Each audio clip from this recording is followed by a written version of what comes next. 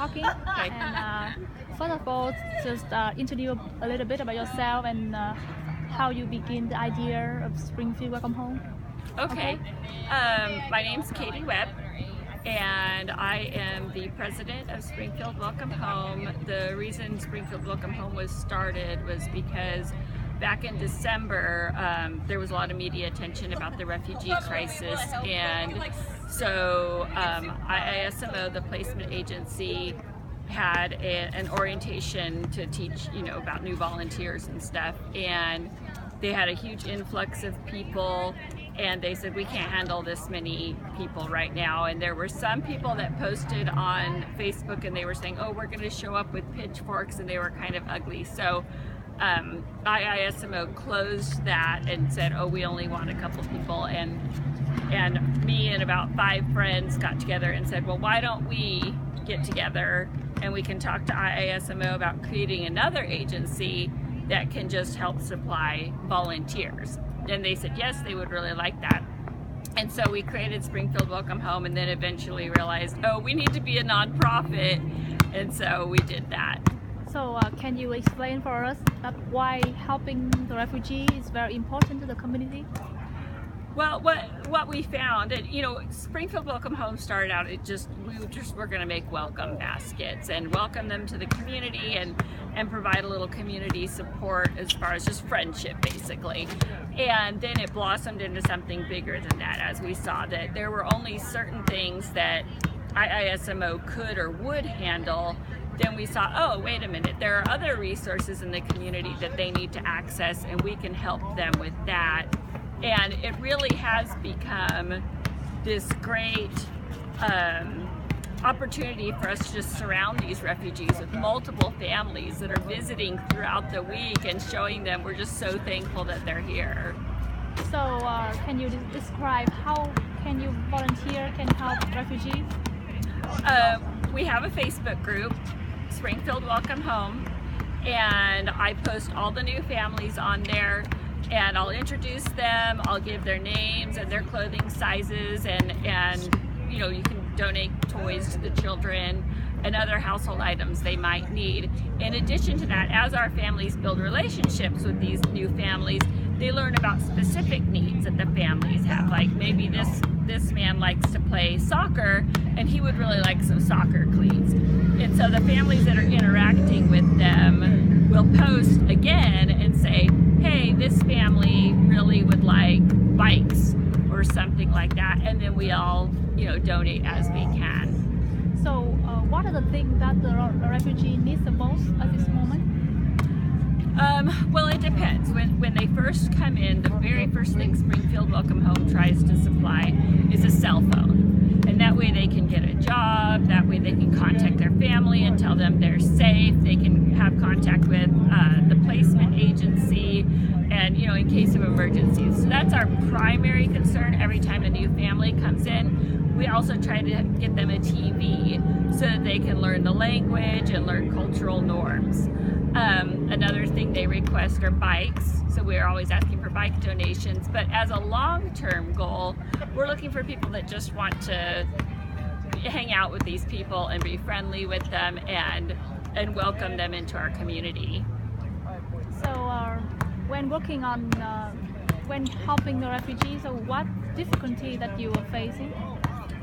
Difficulties that we're facing? One of the things that we faced is that the placement agency wasn't doing their job, so the refugees were falling through the cracks. They weren't getting the services that they deserved. There has been a change in office management at the placement agency, so we're hoping that will rectify itself. But ultimately, there's only so much that the placement agency does. So at Springfield Welcome Home, transportation's always an issue. So, okay, we're having an event. We have an event every month where the refugees get together. Transportation, getting enough people to, and that's fixing itself as we get more volunteers. So the more volunteers we have and the more people that interact on the group, the better for the refugees.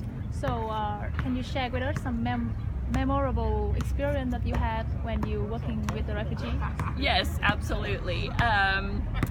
let's see, I had a family that came from Tanzania. It's a mom and a dad and 6 kids. And the living conditions in Tanzania are that the refugees are living in the middle of the desert in a tent or a mud hut, and so they don't have access to basic amenities like bathrooms and electricity and kitchen, running water, stuff like that. So everything is new to them, and it's all very exciting. And we took them over to a clothing closet, dad and 4 of the kids, and they were just like, wow, we get to just take clothes and And then I said, okay, it's lunchtime, let's run through McDonald's. And I got them all Happy Meals, and I showed Dad on my phone. I said, this is a hamburger. Have you had a hamburger? He says, no, I've never had a hamburger. So I said, really, you're having a hamburger today? And so we ordered everybody Happy Meals, and the kids were just completely shocked. Like, it's a meal, it came out of a window, we didn't even get out of our car, and now, there's food. And so Dad pulls the French fries out of the Happy Meal, and he starts eating the French fries, and he says, this hamburger is so good. And I said, okay, those are French fries, but good job, and then I noticed nobody was eating the apples that were in there. I pulled out the little bag of apples, and I said, these are apples. And they all were like, that's an apple? Because it was all cut up in a bag. So it's fun stuff like that we deal with them. So now let's send a message to the community and why they should join Springfield Welcome Home. Being a part of Springfield Welcome Home is really rewarding. The goal is to have 90 days to self-sufficiency. So when you're investing in these people, it's very quick, and you see results very quick because there are so many services in place. So they come to the country, they don't speak English, they don't have a job, and we make sure they have all of that. And so you'll see somebody come in with nothing, and all of a sudden they have a house, they have a job, they have some life skills, and they're on their way, and their kids are enrolled in school, and they're so happy their kids are getting an education. It's very, very rewarding. Okay, now I want you to look at the camera here and say that let's join Springfield Welcome Home to make the change or something. Okay. Let me think. Something to say. I'm trying to think what I tell people.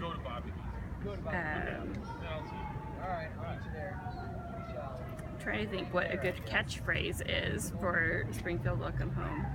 Can I just say, join us at Springfield Welcome Home today? Yeah? Join us at Springfield Welcome Home today. Thank you. Thank you.